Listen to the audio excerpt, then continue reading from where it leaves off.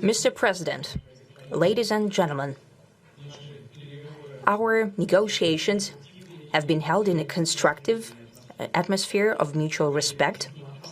We have very thorough negotiations that were quite useful. I would like to thank once again my American counterpart for the proposal to travel out here to Alaska.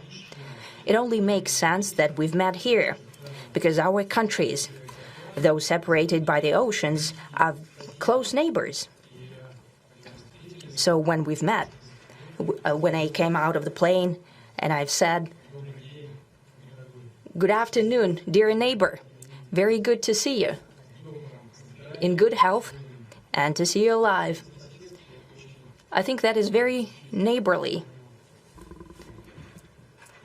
And I think that's some kind words that we can say to each other. We're separated by the Strait of Bering, though there are 2 islands only between the Russian island and the U.S. island. They're only 4 kilometers apart. We're close neighbors, and it's a fact. It's also important that Alaska has to do with our common heritage, common history between Russia and the U.S., and many positive events have to do with that territory. Still, there is tremendous cultural heritage back from the Russian America. For example, Orthodox churches and a lot of, more than 700 geographical names of Russian origin. During the Second World War, it was here in Alaska that was the origin of the legendary air bridge for the supply of military aircraft and other equipment under the Lend-Lease program. It was a dangerous and treacherous route over the vast emptiness of ice. However, the pilots of both countries did everything to bring closer the victory. They risked their lives and they gave it all for the common victory. I was just in the city of Magadan in Russia, and there is a memorial there dedicated to the Russian and the U.S. pilots. And there are 2 flags, the U.S. flag and the Russian flag. And I know that here as well there is such a memorial. There is a military burial place several kilometers away from here. The Soviet pilots that buried there who died during that dangerous mission. We're thankful to the citizens and the government of the U.S. for carefully taking care of their memory. I think that's very worthy and noble. We'll always remember other historical examples when our countries defeated common enemies together in the spirit of battle camaraderie and allyship that supported each other and facilitated each other. I'm sure that this heritage will help us rebuild and foster mutually beneficial and equal ties at this new stage, even during the hardest conditions. It is known that there have been no summits between Russia and the U.S. for 4 years, and that's a long time. This time was very hard for bilateral relations, and let's be frank, they have fallen to the lowest point since the Cold War. I think that's not benefiting our countries and the world as a whole. It is apparent that sooner or later we had to amend the situation to move on from the confrontation to dialogue. And in this case, a personal meeting between the heads of state has been long overdue, naturally under the condition of serious and painstaking work, and this work has been done in general. Me and President Trump have very good direct contact. We've spoken multiple times. We spoke frankly on the phone. And Special Envoy of the President, Mr. Witkoff, traveled out to Russia several times. Our advisors and heads of foreign ministries kept in touch all the time. And you know fully well that one of the central issues was the situation around Ukraine. We see the strive of the administration and President Trump personally to help facilitate the resolution of the Ukrainian conflict. And his strive to get to the crux of the matter, to understand this history, is precious. As I've said, the situation in Ukraine has to do with fundamental threats to our security. Moreover, we've always considered the Ukrainian nation, and I've said it multiple times, a brotherly nation, however strange it may sound in these conditions. We have the same roots, and everything that's happening is a tragedy for us and terrible wound. Therefore, the country is sincerely interested in putting an end to it. At the same time, we're convinced that in order to make the settlement lasting and long-term, we need to eliminate all the primary roots the primary causes of that conflict, and we've said it multiple times, to consider all legitimate concerns of Russia and to reinstate a just balance of security in Europe and in the world on the whole. And I agree with President Trump, as he has said today, that naturally the security of Ukraine should be ensured as well. Naturally, we are prepared to work on that. I would like to hope that the agreement that we've reached together will help us bring closer that goal and will pave the path towards peace in Ukraine. We expect that Kiev and European capitals will perceive that constructively and that they won't throw a wrench in the works. They will not make any attempts to use some backroom dealings to conduct provocations to torpedo the nascent progress. Incidentally, when the new administration came to power, bilateral trade started to grow. It's still very symbolic. Still, we have a growth of 20%. As I've said, we have a lot of dimensions for joint work.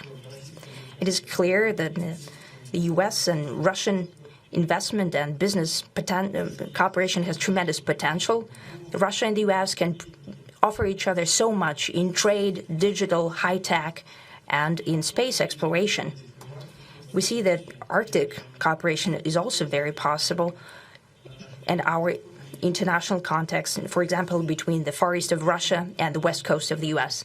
Overall, it's very important for our countries to turn the page, to go back to cooperation. It is symbolic that not far away from here, at the border between Russia and the U.S., there was a so-called international date line.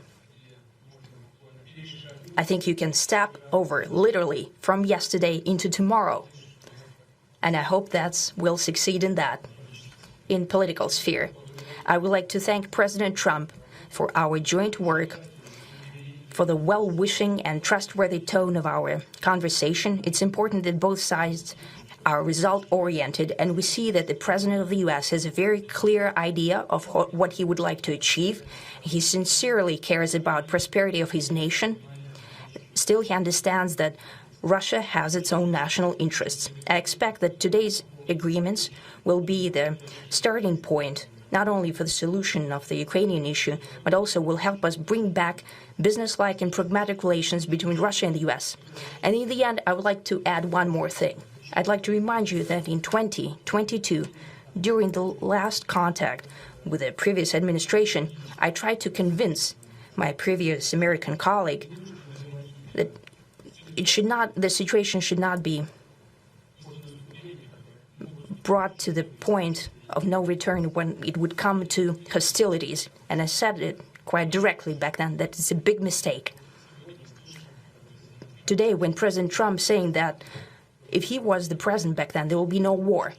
And I'm quite sure that it would indeed be so. I can confirm that. I think that overall, me and President Trump have built a very good, businesslike, and trustworthy contact. And I have every reason to believe that moving down this path, we can come, and the sooner the better, to the end of the conflict in Ukraine. Thank you. Thank you.